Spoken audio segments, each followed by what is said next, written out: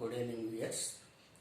For those who are viewing these videos late, because already I have submitted 3 videos regarding this subject.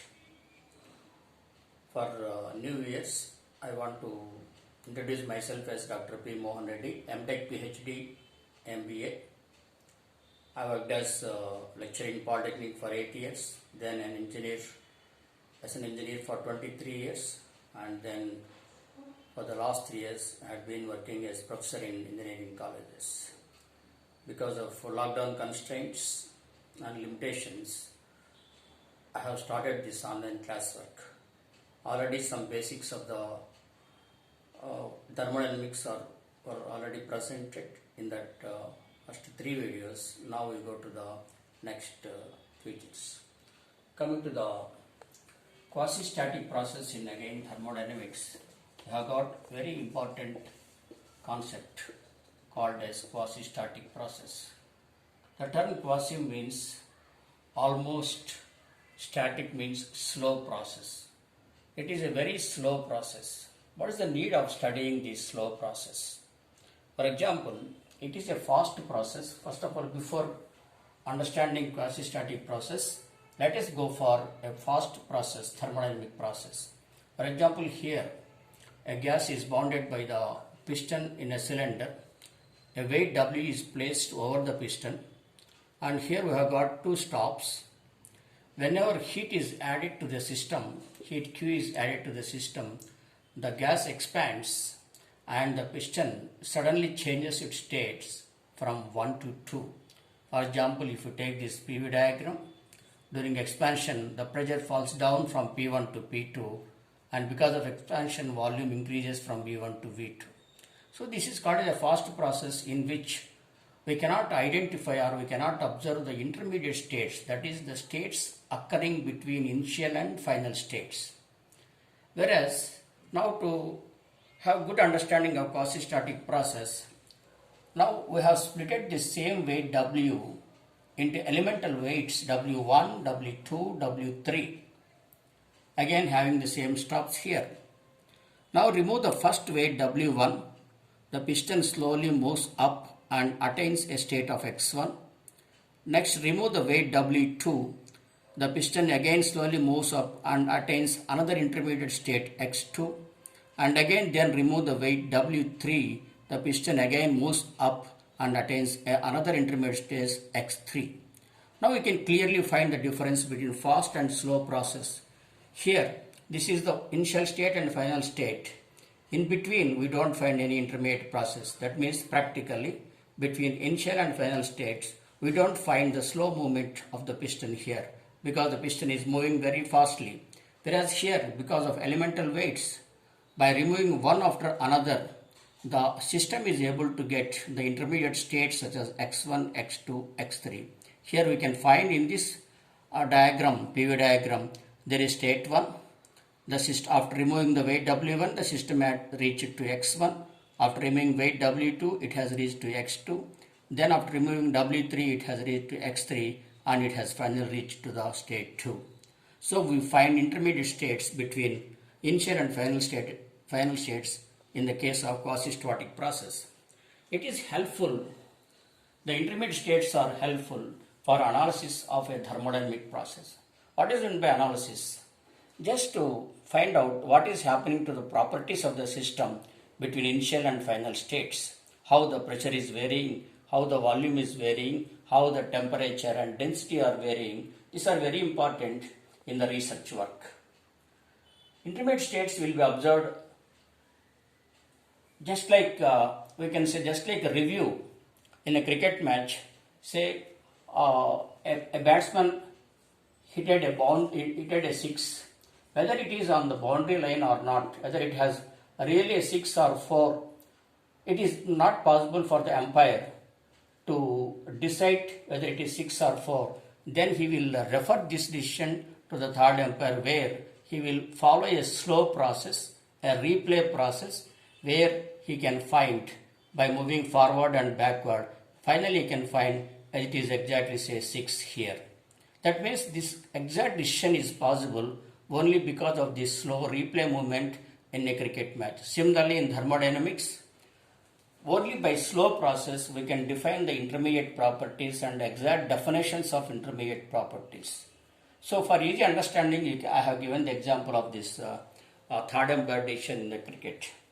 In a fast process, it is not possible to observe the intermediate states or in-between states between initial and final states. So in the scientific point of view, for all research purposes, the thermodynamic engine is adopt a quasi-static process, right? Thermodynamic properties such as pressure, temperature, specific volume, etc., density, etc. Now we go to the important property pressure. Why should we study the pressure in case of thermodynamics? It is not only the subject matter of fluid mechanics, but it is also the subject matter of thermodynamics, because in thermodynamics we undergo number of compressions and expansions in many thermodynamic cycles and air standard cycles of IC engines, etc. So we should know the definition of pressure, the units of pressure, otherwise you will get some complications in the design of thermodynamic systems. So for example, we can define the pressure as the force acting over unit area of the substance. For example, here if you take a thermodynamic system wherein we find a cylinder here, this is the cylinder and this is the piston. Here gas is there. This gas will exert pressure. A force P, a force F will be acting over an area of the piston A. And now this force of the gas acting over an area A will define as the pressure P is equal to force per area. By the variation of pressure, the forces will be changing. Now, similarly, in a number of thermodynamic processes, as already said in IC engine cycles or air standard cycles, power plants, etc., we come across the pressure. And coming to the unit of pressure, say the unit of force is Newton and unit of area is meter square. It is called as Newton per meter square.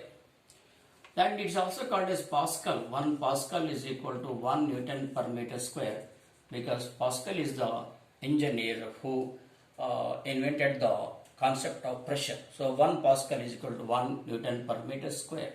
Similarly, we also express the pressure in the unit of bars. 1 bar is equal to 10 power 5 Newton per meter square.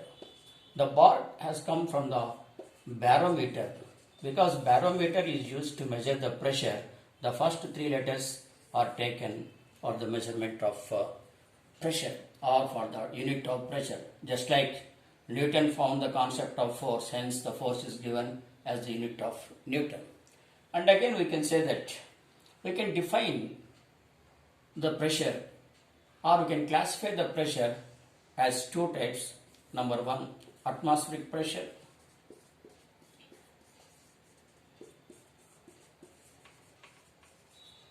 Number 2, gauge pressure.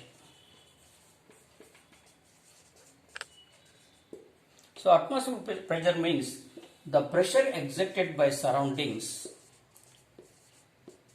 on a system is called as atmospheric pressure. For example, the atmospheric pressure which is surrounding us will exert some pressure on it. We can observe it whenever we go outside from our houses.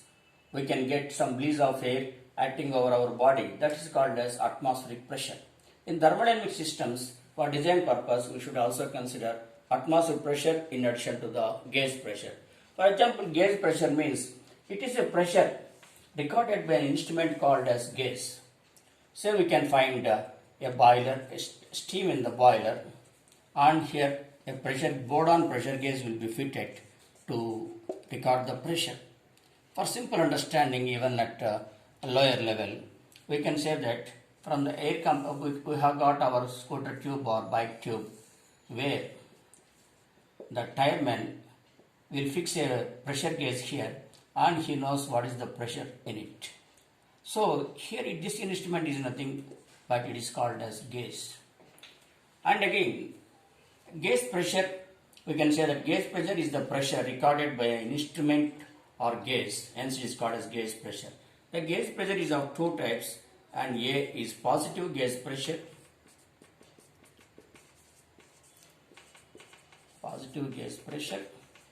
and B negative gauge pressure. What is meant by positive gauge pressure? The pressure greater than atmospheric pressure is called as positive gauge pressure.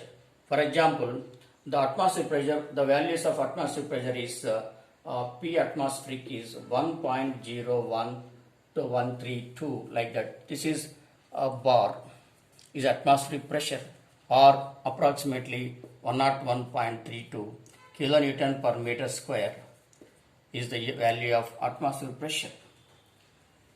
Now, if the instrument measures a pressure greater than this value of 101.3 kilonewton per meter square or 1 bar, then we can say that that is positive atmospheric pressure. Most of the systems will show the positive atmospheric pressure. For example, steam in the boiler and steam in the compressor, or air in the compressor will have atmospheric pressure, positive atmospheric pressure. And where do you find the negative gauge pressure? Say for example, in the condenser of a power plant, we use a negative pump or vacuum pump which has to remove all the air from the condenser in order to suck more amount of steam, from the turbine. In the power plant, after making some work on the turbine, the steam expands and again it goes to the condenser, and in the condenser, if air is present, it cannot suck more amount of steam. In order to suck more amount of steam, we evacuate or we clear the air present in the condenser. Here this evacuating pump is called as vacuum pump. So this vacuum pump removes all air from the condenser and produces vacuum only. Therefore, it is called as vacuum gauge pressure or negative gauge pressure, which is less than atmospheric pressure. So the positive gauge pressure is greater than atmospheric pressure, and negative gauge pressure is less than atmospheric pressure. So that pressure which is more than atmospheric pressure is called as positive gauge pressure, and the pressure which is less than atmospheric pressure is called as negative gauge pressure. Now, what is meant by absolute pressure?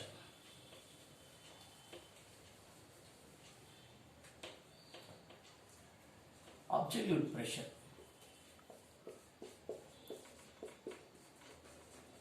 Absolute pressure means it is the total pressure.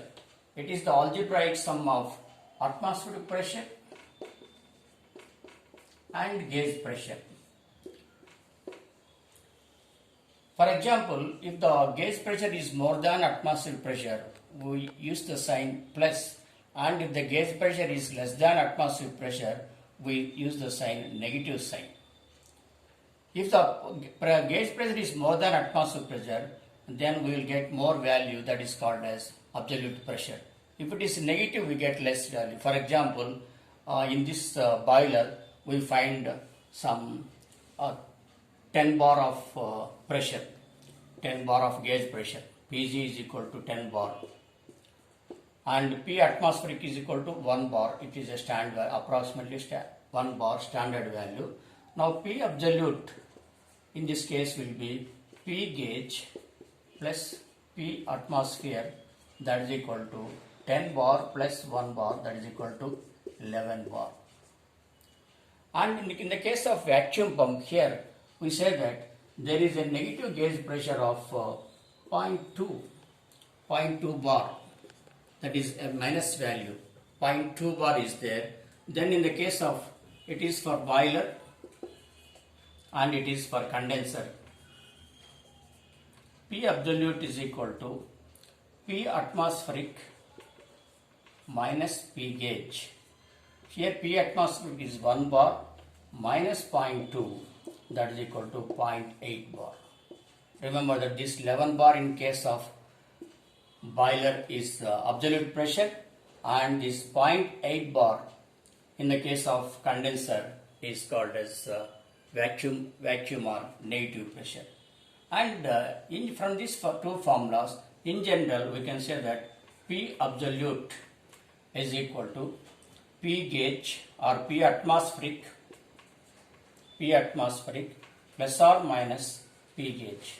To avoid confusion here, we can write P atmospheric plus P gauge. Atmospheric is 1 bar, gauge pressure is 10 bar, total we get 11 bar. Here atmosphere is 1 bar, negative or vacuum pressure is 0.2, we get 0.8 bar. In general we can use the formula absolute pressure is equal to atmospheric pressure plus or minus gauge pressure. We can say absolute pressure is the algebraic sum of atmospheric pressure and gauge pressure. Algebraic, the term is used to indicate plus and minus in the system. Now coming to some other values of this conversion or units of the pressure.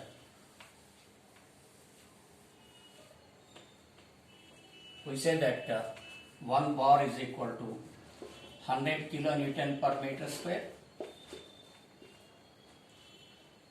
or again we know that 1 Newton per meter square is equal to 1 bar. 1 Newton per 1 bar is equal to 100 kilonewton per meter square, and the unit of pressure 1 Pascal. 1 Pascal is equal to 1 Newton per meter square. So here 1 kilopascal is equal to 1 kilonewton per meter square. So instead of kilonewton per meter square, we substitute kilopascal here. We get that 1 bar is equal to 100 kilopascal. To get into megapascals, to convert kilopascals into megapascals, divide that 100 with 1000, then we get 0.1 megapascal, because 1 megapascal is equal to 1000 kilopascals. Already we said 1 bar is also equal to 10 power 5 Newton per meter square. Now to convert Newton into kilonewton, divide 10 power 5 with 1000 or 10 power 3, then we get 10 square or 100 kilonewton per meter square. So this is about the units of pressure, definitions of pressure. In the next class, we undertake another important property called as temperature. So again, I will suggest the students, the late viewers of the students, to go through the earlier chapters, the topics in the first 3 videos, and you can also contact if you have got any doubt, and we are also preparing the notes for the same, and shortly we can, after 1 week or 2 weeks, we can make it ready, the notes required for these topics, because the fundamentals are very important. Unless you have the basic knowledge of these units, the conversion factors, you will miss a large problem. In the big problems, if you miss the units, definitely you will be losing certain marks. So therefore, please be careful. And again, my contact number is 990-8888-746 9849666890. This is Dr. P. Mohan Reddy.